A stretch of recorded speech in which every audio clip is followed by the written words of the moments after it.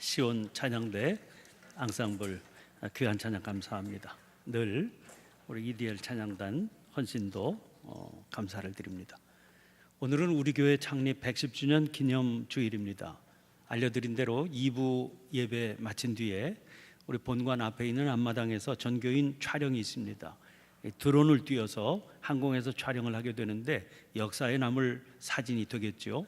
오후 예배 시간에는 찬양 축제가 열리게 되는데 이 행사 준비를 위해서 우리 청장년 선교회에서 심혈을 기울이는 모습을 봅니다. 화요일에는 신촌동, 연희동 어르신들 모시고 경로잔치를 하게 되고, 특별히 창립 기념일이 되는 26일 이번 주 금요일인데 저녁에 연합속회로 모이게 됩니다. 8월은 여름 무더위로 모임이 쉽지 않았었는데 9월을 앞두고 마음을 새롭게 하는 집회를 창립 기념일날 모이게 되는 겁니다. 이 모든 행사에 관심을 가지고 참석해 주시고 또 협력해 주시기를 부탁드립니다. 올해 우리 교회 표어는 다시 처음으로입니다. 110년 전 이 교회를 시작하던 믿음의 선배들의 마음을 오늘 우리 안에 회복해 보려고 하는 열망 때문입니다. 그런 마음을 안고 110년 전 이 땅의 사람들에게 교회가 무엇이었을까를 살펴보고 싶은 마음이 있었습니다.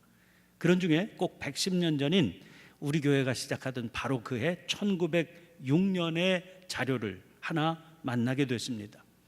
미국 필라델피아 출신의 감리교 여자 선교사로 1903년부터 1912년까지 10년 동안 이 땅에 와서 사역했던 미네르바 구타펠 선교사가 1911년에 미국에서 발행한 책 조선에서 가장 행복한 소녀입니다. 일종의 선교 보고서라고도 할 수 있는 이 책이 조선의 소녀 옥분이라고 하는 제목으로 지난 2008년 번역되어서 출판되었습니다. 이 책 속에 바로 그해 1906년에 경험한 일이 등장을 하고 있습니다. 서울 정동에 자리 잡은 보구여관이라는 감리교회에서 세운 작은 여자병원에서 일어난 일입니다. 고국에 있는 친구들에게 편지를 쓰고 있는 선교사에게 14살짜리 소녀가 찾아왔습니다. 소녀의 이름이 옥분입니다. 소녀는 선교사가 얼마 후에 자기 나라 미국으로 귀국할 계획인 것을 알고 그에게 부탁할 것이 있다고 찾아온 겁니다. 그 부탁은 자기들에게 크리스마스 추리와 선물을 보내주신 선교사의 친구들에게 자기가 감사드린다는 인사를 꼭 전해주었으면 한다는 겁니다. 선교사는 웃으며 그러겠다고 약속하면서 되물었습니다. 그런데 옥분아, 어떻게 하지? 내 친구들이 너를 모를 텐데 네가 누군지 내가 어떻게 소개하면 좋을까? 옥분이가 대답했습니다. 옥분이 세상에서 제일 행복한 소녀라고요. 그 얘기를 들은 선교사가 긴 숨을 내쉬며 말했습니다. 아니야 옥분아, 그건 좀 그렇다. 세상은 너무 커서 내가 거기서 제일 행복하지 않을지도 모르고 또 내 친구들도 그렇게 생각하지 않을지도 모르잖아. 그러자 소녀가 해맑은 얼굴로 말했습니다. 뭐 그럼 조선에서 제일 행복한 소녀, 그래요, 이게 좋겠어요. 오늘 제가 사는 이 나라에서는 저보다 더 행복한 사람은 없는 거예요. 이 소녀의 형편을 잘 알고 있는 선교사는 소녀의 이 말에 경탄을 감출 수가 없었습니다. 이 소녀 옥분이는 찢어지게 가난한 가정에서 1892년에 태어났습니다. 집이 워낙 가난해서 늘 배고픔과 추위 속에 살아야 했습니다. 그러다가 1901년에 이 땅에 닥친 대기근을 만나게 되자 그의 부모가 극단적인 결단을 하게 됩니다. 그 결과 9살짜리 옥분이는 부잣집의 몸종으로 팔려가게 됐습니다. 소녀의 몸값은 부모와 동생들을 위한 음식이 되었습니다. 그 뒤로 소녀의 삶에는 배고픔과 추위 외에도 고된 노동과 구타가 더해지게 됐습니다. 혹독하게 추웠던 어느 날 옥분이의 두 손과 한쪽 발이 동상에 걸렸습니다. 치료를 전혀 받지 못하고 몇 달 지나니까 더 이상 일을 할 수 없는 육체적인 상황이 되니까 주인은 소녀를 서양 의사에게 데려다주고 가버렸습니다. 작은 병원에서 처음 보는 서양 여자들을 보고 겁이 났지만 그들이 전해주는 음식과 따뜻하고 부드러운 말씨, 그래 하면서 받아주는 그들의 태도, 의사와 간호사들이 건네는 미소로 소녀는 마음이 편안해졌습니다. 더군다나 이곳에 묵으며 회복될 때까지 주인이 자기를 찾지 않을 거라는 사람들의 얘기에 소녀는 지금보다 좋으면 좋았지 더 나빠지지는 않을 거라는 생각을 하게 됩니다. 그 뒤로 8개월 동안 병과 씨름했습니다. 처음에는 높은 열로 사경을 헤매야 했고, 열이 잡히자 이어서 찾아온 전신의 극심한 고통과 싸워야 했습니다. 그리고 결국 그해 9월 소녀는 두 팔과 한쪽 발을 절단해야 됐습니다. 그해 12월 24일이었습니다. 이 병원에서도 크리스마스 준비가 한창이었습니다. 작은 크리스마스 추리 옆에서 선교사는 소녀에게 물었습니다. 옥분아, 내가 전에 말했던 걸 생각해 보았는데, 그래, 내 친구들에게 조선에서 제일로 행복한 소녀가 감사하다고 그런다고 말할게.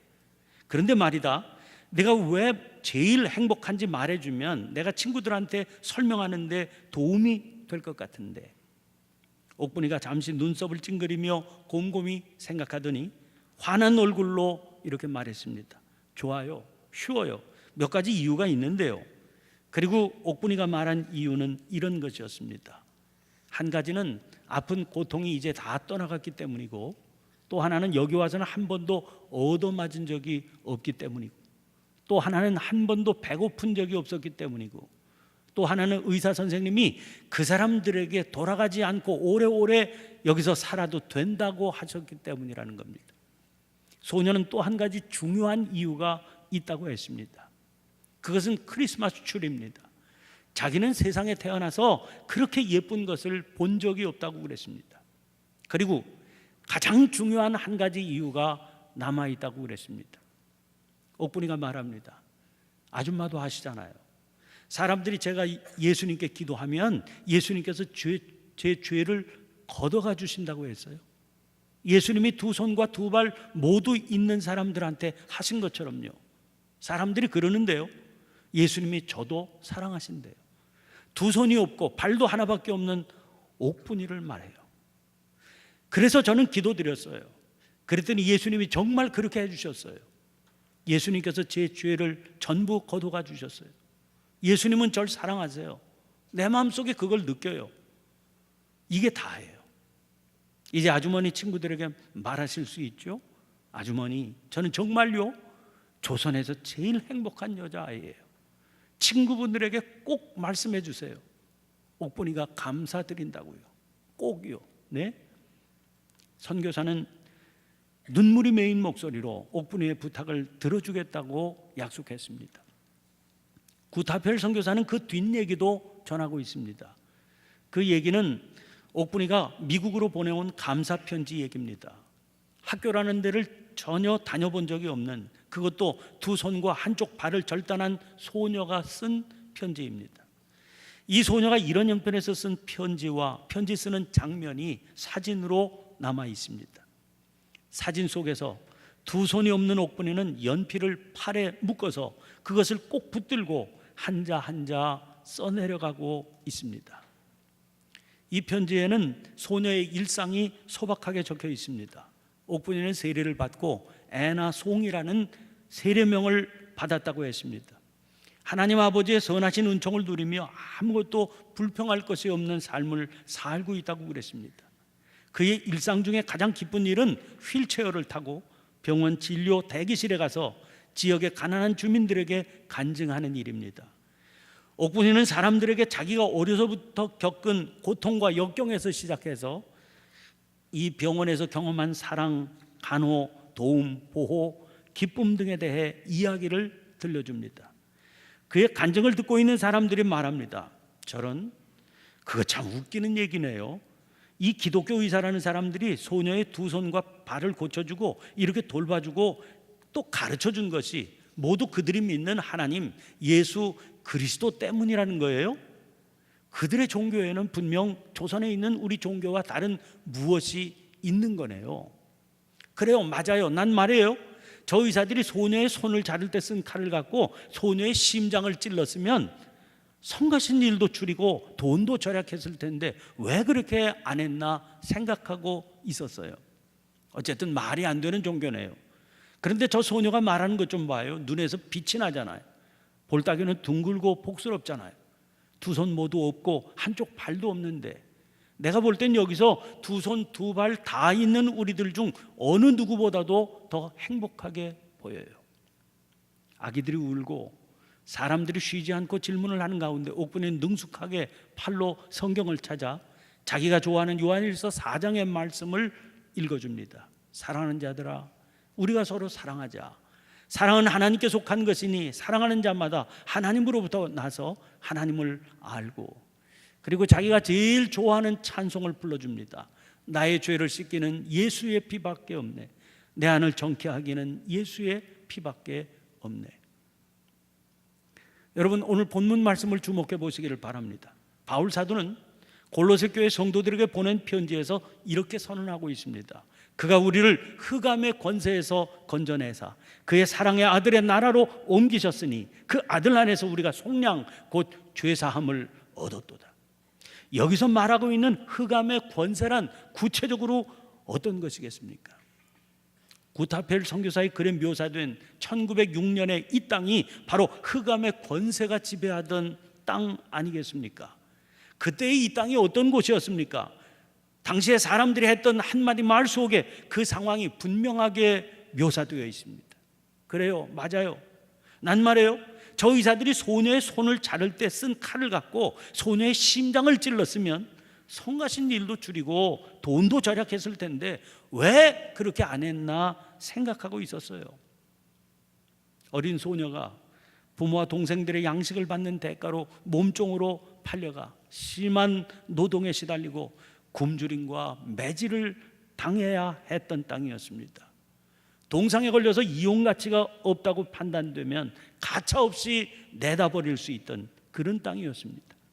병들고 불구가 되어 쓸모가 없다 여겨지면 심장을 찔러 죽이는 것이 오히려 성가시지 않고 돈도 절약된다, 이런 말을 쉽게 할 수 있던 그런 땅이었습니다. 사람이 단지 이용 가치로만 존재를 확인받던 땅이었기 때문입니다. 옥분이에게 흰 시트가 깔린 침대와 음식, 친절한 말, 따스한 미소가 찾아왔습니다. 다시는 옛 주인에게 돌아가지 않아도 된다고 말해 주었습니다. 예수님께서 그를 사랑하셔서 그의 죄를 다 가져가셨다고 선언해 주었습니다. 그래서 두 손과 한쪽 다리가 잘려있는 상황이었지만 누구를 향해서도 이 땅에서 자기가 제일 행복한 소녀라고 자신 있게 자기를 소개할 수 있는 소녀로 살게 됐습니다. 바로 그 시절에 우리 믿음의 선배들이 이 창내 마을에 교회를 세운 겁니다. 하디 선교사가 중심이 된 영적 대각성 운동으로 성령의 바람이 강하게 불던 시기였습니다. 창천교회 100년사를 읽어보면 우리 교회의 출발은 대단히 중요한 역사적인 의미를 지니고 있음을 알 수 있습니다. 왜냐하면 우리 교회는 당시 일반적인 경우처럼 선교사의 후원을 받거나 목회자의 주도하에 세워진 그런 교회가 아니었기 때문입니다.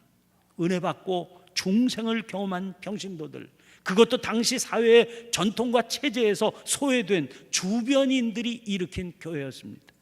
그들이 복음을 통해서 인간으로서의 참 가치를 인정받고 새 생명의 감격을 제어할 수 없었기 때문에 교회를 세웠던 것이고, 그 교회를 통해서 더 낮은 곳을 찾아가 복음을 전했습니다. 이것은 세계 어디에서도 그 유래를 찾아보기 어려운 선교 사례입니다. 당연히 환경은 가난하고 열악했지만 심령은 뜨겁고 확신에 가득 차 있었습니다. 그 결과 창립된 지 불과 5년 만인 1911년에 당시 신촌 일구 인구의 절반 가까운 숫자가 교인이 되었던 것입니다. 교회는 헬라 말로 에클레시아입니다. 이 말은 어디서부터라고 하는 의미의 전치사 에크와 부르다라고 하는 의미의 동사 칼레오, 이 두 말이 합쳐진 합성어입니다. 그래서 교회는 부르심을 받아 모인 무리라고 하는 의미를 지니게 됐습니다. 이 말 속에는 그동안 머물러 있던 어디로부터 나왔다, 그런 의미가 들어있죠. 그 머물러 있던 그곳이 어디입니까? 흑암의 권세가 지배하던 세상입니다. 여기 머물러 살던 사람을 하나님께서는 그의 사랑의 아들의 나라로 옮겨주셨습니다. 여기서 오해하지 말아야 될 아주 중요한 사실 한 가지가 있습니다. 옥분이가 머물러 살던 1906년 우리 교회가 처음 세워지던 그 시대 조선 땅만 흑암의 권세가 지배하던 자리가 아니라고 하는 사실입니다. 그 전에도 그리고 그 이후로도 지금까지 이 세상은 흑암의 권세 아래 있습니다. 한번 주변을 돌아보세요. 행복을 찾고 그 행복을 누리고 싶다고 하는 사람들의 한탄 소리가 곳곳에서 들려오고 있지 않습니까? 풍요한 물질로도, 각종 편리함을 주는 과학 문명의 이기로도, 발달된 민주 제도로도 그 행복을 줄 수가 없습니다. 길은 오직 한 길밖에 없습니다. 그것은 예수 그리스도께서 허락하시는 죄사함의 역사입니다. 교회는 이것을 세상에 선포할 목적으로 세워진 공동체입니다. 우리 교회는 1906년 흑암에 살던 옥분이와 같은 사람들이 사는 이 땅에 이 복음을 전할 사명을 위해서 출발했습니다. 그리고 이 사명을 위해 지난 110년을 달려왔습니다. 앞으로도 주님 오시는 그날까지 오고 오는 세대에도 그것이 우리가 감당해야 될 사명입니다. 그런 의미에서 우리는 제도로서의 교회가 지닌 위험성을 인식하고 있어야 됩니다. 그것은 제도로서의 교회가 이 세상을 하나님의 나라로 인도하는 자기의 사명을 감당하기는커녕 오히려 지장을 초래할 수도 있다고 하는 사실입니다. 그 위험은 목표를 잃어버리거나 흐트러지는 순간 찾아오게 됩니다. 어떤 때 그렇게 되겠습니까? 교회가 자기 스스로 목표가 되려고 할 때입니다. 하나님께서 맡겨주신 자기 사명에는 관심이 없고 그저 자기 건물을 세우고 자기 몸을 불리고 자기 체제를 유지하는 일에 집착하게 될 그때입니다. 우리는 역사를 통해서 그런 모습을 수도 없이 보아왔습니다. 그리고 지금도 그 위기와 심각한 실존적인 싸움을 싸우고 있는 중입니다. 이것이 110주년을 맞이하는 우리 교회가 처해 있는 현실인 것입니다. 그러므로 사랑하는 성도 여러분, 교회에 맡겨주신 이 영광스러운 사명을 잊지 말아야 됩니다. 놓치지 말아야 됩니다. 동시에 교회가 빠지기 쉬운 유혹 또한 잊지 말아야 됩니다. 그것이 오늘 우리가 다시 처음으로를 외치며 교회 창립 기념주의를 지키는 진정한 의미입니다. 기도하겠습니다.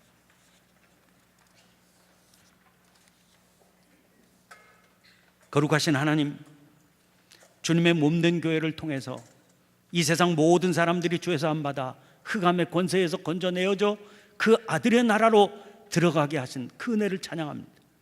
창천교회도 110년 전 그 사명 감당하라고 이 자리에 세우셔서 역사에 굴곡 가득했던 지난 세월 동안 붙들어 주신 줄 믿습니다. 그러나 저희들의 부족함과 어리석음 때문에 사명에 깨어있지 못한 때도 얼마나 많았습니까? 그럼에도 내치지 않으시고 다시 깨우쳐 주시고 일으켜 주셔서 오늘 교회 창립 110주년을 맞이하게 하신 그 은혜를 감사드립니다. 저희들이 단지 유구한 역사만 자랑하는 어리석음에 빠지게 될까 두렵습니다. 저희로 하여금 지금 이 세상에 가득한 흑암의 권세를 보게 해 주시옵소서. 그 속에서 사람들은 빛을 보지 못하고 생명의 기쁨 누리지 못하고 살아가고 있습니다. 죽음의 고통 속에 신음하는 이 땅을 보게 해 주시옵소서. 그리하여 주님의 교회가 시급히 감당해야 될 크고 중한 사명을 깨닫게 해 주시옵소서. 오늘도 살아계신 주님을 찬양하는 날 되게 하시고 주님의 도우심을 구하는 시간이 되게 하여 주시옵소서. 교회의 머리가 되시는 예수님 이름으로 기도하옵나이다. 아멘. 아멘.